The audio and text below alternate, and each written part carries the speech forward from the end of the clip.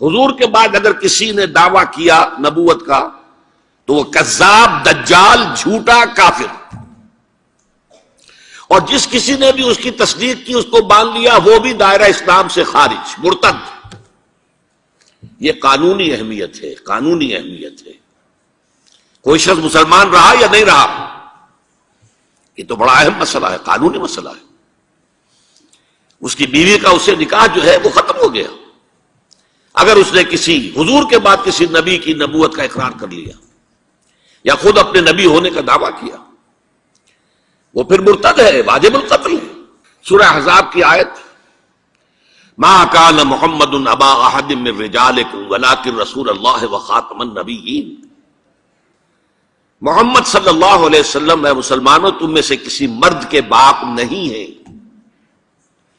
زید ابن حارثہ کو اگر حضور نے منہ بولا بیٹا بنا لیا تھا تو منہ بولا بیٹا کوئی حقیقت نہیں رکھتا، ورنہ آپ کسی مرد کے والد نہیں ہیں۔ آپ کو اللہ نے بیٹے دیے بھی ابتدا میں، وہ فوراً فوت ہو گئے۔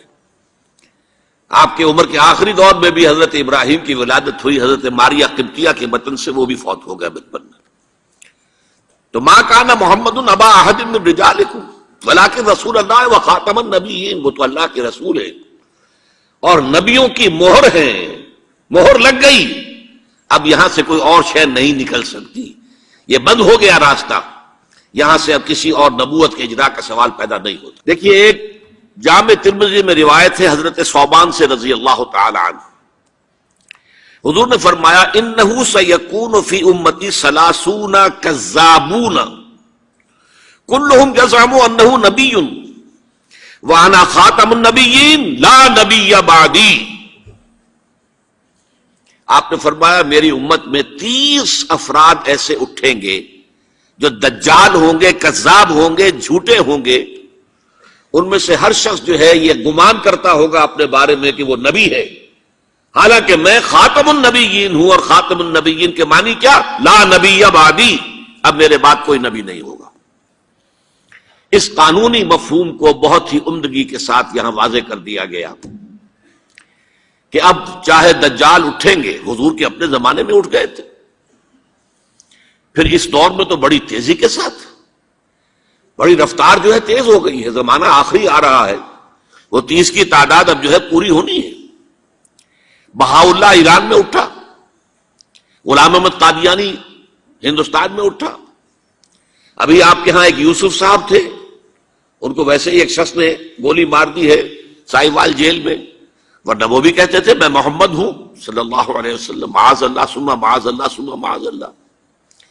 پچھلے دنوں خبر آئی تھی کہ ملتان میں کسی نے نبوت کا دعویٰ کر دیا ہے، وہ گرفتار کیا گیا، اس پر مقدمہ چل رہا ہے۔ تو یہاں حضور نے فرما دیا کہ 30 ہوں گے ایسے افراد میری امت میں سے کہ جو دعویٰ کریں گے، وہ جھوٹے ہوں گے، کذابون، اور جو دعویٰ کریں گے نبوت کا، حالانکہ میں خاتم النبیین ہوں اور میرے بعد کوئی نبی نہیں۔ حضور کے بعد کوئی نبوت کا دعویٰ کرے گا یا کیا ہے، وہ دجال، کذاب، جھوٹا، کافر، مرتد، واجب القتل، یہ اس کا قانونی تقاضا ہے۔ بدقسمتی سے صورت کیا ہوئی، عالم اسلام میں اس سے پہلے جب بھی کسی نے یہ کام کیا، جب تک مسلمانوں کی حکومتیں تھیں، انہیں قتل کر دیا گیا۔ آپ کو معلوم ہے کہ حضور کے فوراً بعد جو کھڑے ہو گئے تھے مسیلمہ کذاب اور بڑے بڑے مدعیان نبوت، ان کے خلاف جہاد کیا گیا، ان کو قتل کیا گیا، تہہ تیغ کیا گیا۔ بہاءاللہ ایران میں اٹھا تو وہاں چونکہ بہرحال مسلمانوں کی حکومت تھی، قتل کر دیا گیا۔ اب بھی کوئی بہائی ایران میں نہیں رہ سکتا، سب وہاں سے بھاگ چکے ہیں، کوئی نہیں رہ سکتا، کوئی وہاں آئے گا تو قتل کر دیا جائے گا۔ لیکن یہاں معاملہ یہ تھا کہ انگریز کی حکومت تھی، انگریز کی حکومت میں ہر شخص کو کھلی چھوٹ تھی۔ اکبر الہ آبادی رحمت اللہ علیہ نے بڑے خوبصورت الفاظ کے اندر وہ نقشہ کھینچا ہے، گورنمنٹ کی خیر یارو مناؤ، گلے میں جو آئیں وہ تانے اڑاؤ، کہاں ایسی آزادیاں تھی میسر، ان الحق کہو اور پھانسی نہ پاؤ۔ اگر اسلامی حکومت ہوتی، مسلمان حکومت ہوتی، چاہے اعلی معیاری اسلامی حکومت نہ بھی ہوتی، مسلمانوں کی حکومت ہوتی، تو جس نے ان الحق کہا منصور، وہ سولی چڑھا دیا گیا ہے نہیں؟ جس نے نبوت کا دعویٰ کیا وہ قتل کر دیے گئے کہ نہیں؟ انگریز کی حکومت تھی، گورنمنٹ کی خیر یارو مناؤ، گلے میں جو آئے وہ تانے اڑاؤ، خدائی کا دعویٰ کر دو، نبوت کا دعویٰ کر دو، رسالت کا دعویٰ کر دو، کوئی پوچھنے والا نہیں، کوئی پکڑنے والا نہیں، کسی دارو گیر کا کوئی اندیشہ ہی نہیں۔ کہاں ایسی آزادیاں تھی میسر، ان الحق کہو اور پھانسی نہ پاؤ۔ اسی زمانے میں ایک واقعہ یہ ہوا تھا، غلام احمد قادیانی نے ایک دعوتی خط لکھا کابل کے حکمران، اب میں بھول رہا ہوں کہ وہ امیر دوست محمد خان تھے یا امیر عبد الرحمان خان تھے، ان دونوں میں سے کسی کے سامنے وہ خط پہنچا، جیسے کہ حضور نے خطوط بھیجے تھے قیصر کو، کسریٰ کو، تو اس کو بھی شوق چرایا کہ میں بھی تو اب نبی ہوں، نبوت کا دعویٰ کر چکا ہوں، تو مجھے پڑوس کا ملک جو ہے افغانستان، وہاں کے بادشاہ کو دعوت دینی چاہیے کہ وہ مجھ پر ایمان لائے۔ جب وہ خط وہاں پہنچا ہے تو امیر کابل نے اسی خط پہ 2 الفاظ لکھ دیے اور واپس کر دیا۔ الفاظ کیا تھے؟ این جا بیا، یہاں آؤ ذرا اور یہاں آ کر تم دعویٰ کرو نبوت کا۔ یہ تم انگریز کی چھتری تلے بیٹھے ہوئے دعوے کر رہے ہو، انگریز کے سائے تلے جو ہے، اور انگریز جو ہے تمہیں سپورٹ کر رہا ہے، تم نے جہاد کو جو ہے ختم کر دیا، دین کے لیے حرام ہے اب دوستو قتال، حرمت قتال۔ انگریز کو اور کیا چاہیے تھا؟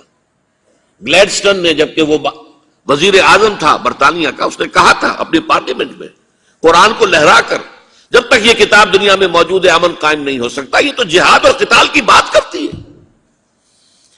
تو ان کو اور کیا چاہیے تھا کہ اگر کوئی اس قتال کو ختم کر دے، منسوخ کر دے، اور مسلمانوں میں سے جذبہ جہاد اور قتال فی سبیل اللہ کو نکال دے، تو اس سے بڑی اور کیا خدمت ہوگی؟ لیکن یہ کہ اگر تمہیں یہ دعوت دینی ہے تو ذرا یہاں آؤ، ای جا بے آ، یہاں آ کے یہ دعوت دو مجھے، تاکہ تمہارے 14 طبق روشن ہو، تمہیں معلوم ہو کہ اس دعویٰ کرنے کا مطلب کیا ہے۔ لیکن ایک بات میں اب آپ سے عرض کر رہا ہوں، ہم پر اللہ کا بڑا کرم ہوا تھا، اس میں کوئی شک نہیں۔ اس ملک میں 1974 میں جو فیصلہ ہوا قادیانیوں کے غیر مسلم اقلیت قرار پانے کا، وہ واقعہ یہ ہے کہ بہت ہی مبارک فیصلہ تھا۔ اس کے لیے تحریک جو اٹھی وہ بھی بہت ہی عمدہ تھی، بہت پرامن تھی، بہت منظم تھی۔ مولانا سید محمد یوسف بن نوری رحمۃ اللہ علیہ اس کے قائد تھے۔ کوئی سیاسی لیڈر جو ہے اس میں نمایاں نہیں تھا، خالص دینی تحریک تھی۔ پھر اس وقت ہمارے ہاں حکمران ذوالفقار علی بھٹو، حالانکہ خالص سیکولر ذہن کا آدمی، اور قادیانیوں نے اسے سپورٹ کیا تھا 1970 کے الیکشن میں۔ قادیانی سمجھتے تھے وہ تو ہمارا اپنا آدمی ہے، لیکن اللہ تعالیٰ نے اس کے ہاتھوں، لیکن بہترین طریقے سے، جس پر اعتراض کیا ہی نہیں جا سکتا، پارلیمنٹ کے ذریعے سے فیصلہ کرایا۔ کوئی آرڈیننس نہیں تھا، کوئی حکم جو ہے، فرمان جو ہے وہ ایشو نہیں ہوا تھا، پارلیمنٹ کے ذریعے سے۔ اور پارلیمنٹ کی ایک کمیٹی بنائی گئی جس میں کہ موقع دیا گیا کہ قادیانیوں کے سربراہ بھی آ جائیں، لاہوریوں کے سربراہ بھی آ جائیں۔ یہ دونوں سیکٹ جو ہیں قادیانیت کے، پہلے قادیانی تھے، اب وہ ربوائی ہیں، ربوے والے ہیں۔ لاہوری جیسے پہلے لاہوری تھے، آج بھی لاہوری ہیں۔ ان دونوں کے سرکردہ لوگوں نے آ کر وہاں پر اس کمیٹی کے سامنے پیش ہو کر بیانات دیے اور کہا، کھل کر کہا۔ ناصر احمد اس وقت جو ہے خلیفہ تھا ان کا، مرزا طاہر احمد کا غالباً بڑا بھائی مرزا ناصر احمد۔ انہوں نے کہا ہم نبی مانتے ہیں، غلام احمد قادیانی کو ہم نبی مانتے ہیں، ڈنکے کی چوٹ کہا۔ لہذا اس کے بعد پارلیمنٹ نے فیصلہ کیا یہ غیر مسلم ہے، اور صحیح فیصلہ کیا۔ لیکن یہ فیصلہ ادھورا ہے، یہ بات آج میں پہلی مرتبہ کہہ رہا ہوں، اسے نوٹ کر لیجیے۔ قادیانیت کے فتنے کو کوئی گزند نہیں پہنچا ہے ان کے غیر مسلم قرار دیے جانے سے۔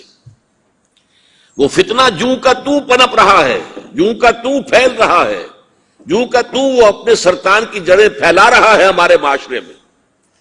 اور ویسے یہ کہ عالمی سطح پر انہیں بڑی سرپرستی حاصل ہو گئی ہے، پوری دنیا جو ہے، مغربی دنیا، وہ ان کی سرپرستی کر رہی ہے۔ لیکن یہ کہ اندرون ملک بھی اس فتنے کا قلع قبا اگر ہو سکتا تھا تو صرف اس وقت جبکہ اس فیصلے کا جو قانونی اور منطقی تقاضا ہے وہ بھی پورا کیا جاتا، اور وہ یہ کہ مرتد کو قتل کی سزا دی جاتی۔ اسلام میں مرتد کی سزا قتل ہے۔ وہی میں نے آپ سے عرض کیا، حضرت ابو بکر صدیق کے زمانے میں کیوں قتال کیا گیا؟ اور جتنے بھی لوگوں نے نبوت کے دعوے کیے انہیں کیوں قتل کیا گیا ہمیشہ اسلام کی تاریخ میں؟ لہذا مرتدین کی سزائے قتل جب تک نافذ نہیں ہوگی اس فتنے کو کوئی غضب نہیں پہنچے گا۔ اس میں یہ ہونا چاہیے تھا کہ جس روز میں یہ فیصلہ ہوا ڈکلیئر ہو جاتا ساتھ ہی، اب تک کے جو قادیانی ہیں آج کے اس تاریخ سے فیصلے سے پہلے وہ تو اقلیت قرار پائیں گے، انہیں قتل نہیں کیا جائے گا، لیکن اس فیصلے کے نفاذ کے بعد جو شخص بھی قادیانیت اختیار کرے گا اس پر قتل مرتد کی سزا، اس کی حد جاری کی جائے گی۔